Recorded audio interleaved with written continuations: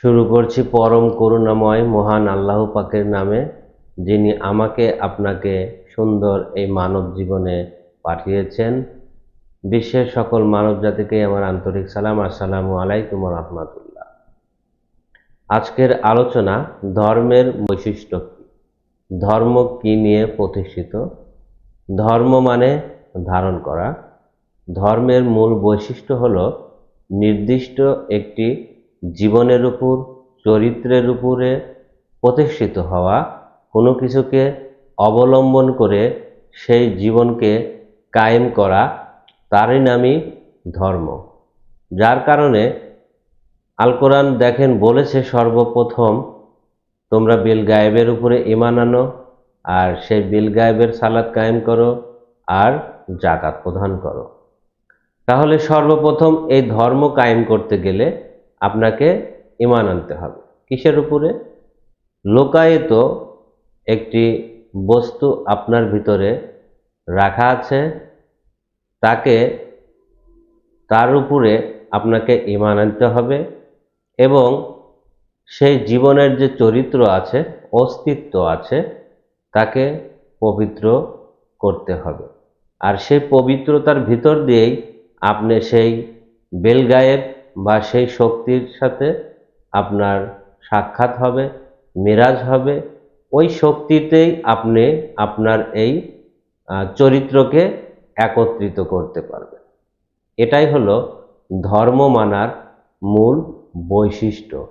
এছাড়া পৃথিবীর মানুষ যারা সেই ধর্ম মানে, কিন্তু তারা সেই ধর্ম মানার যে মূল অবলম্বন যে বস্তুটি, সেটাকে তারা প্রত্যাখ্যান করে। যেমন আপনাকে সর্বপ্রথম বলা হয়েছে আপনি বেল গায়েবের উপরে ঈমান আনেন, কিন্তু সেই বেল গায়েবের উপর ঈমান না এনে, সেই কোরআনের সত্যকে মেনে না নিয়ে আপনি যদি মিথ্যা, অসৎ, অপকর্ম, ধোঁকাবাজি, শয়তানি করে বেড়ান এবং ধর্মের যে কাজগুলো আছে সেগুলো যদি আপনি করেন, তাহলে আপনি এই ধর্মের প্রকৃত ধার্মিক নন। আপনি কাউকেই অবলম্বন করছেন না, আপনি আপনার নিজের মতো করেই সেই ধর্ম মানছেন আপনার স্বার্থ সিদ্ধির জন্য।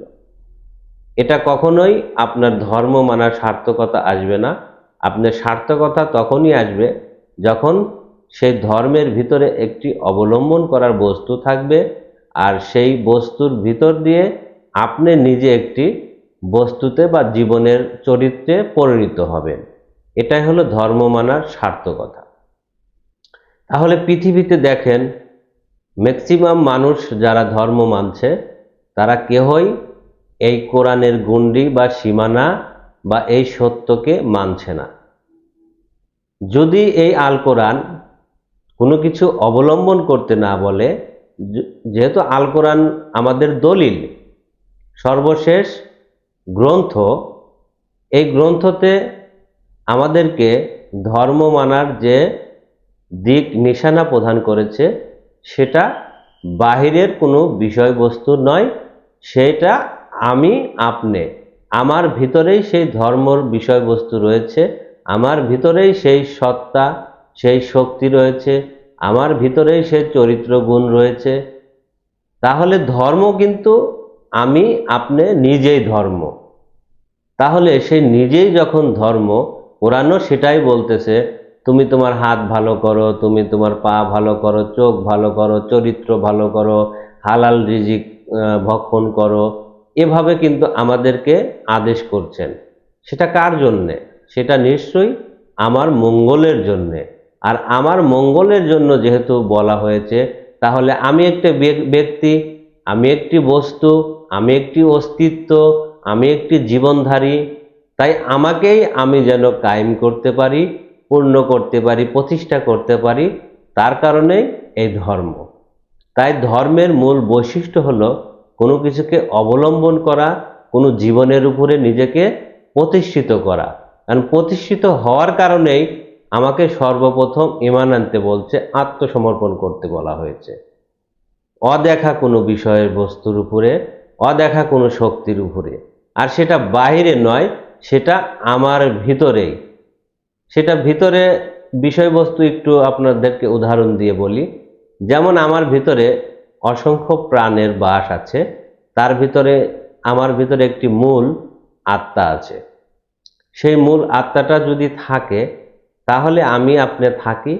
আমার ভিতরে সেই মূল আত্মা যখন বের হয়ে যাবে তখন কিন্তু আমি মৃত। সেই শক্তি কিন্তু আমাকে বাঁচিয়ে রেখেছে। সেই শক্তিকে আমি কিন্তু দেখাতে পারছি না।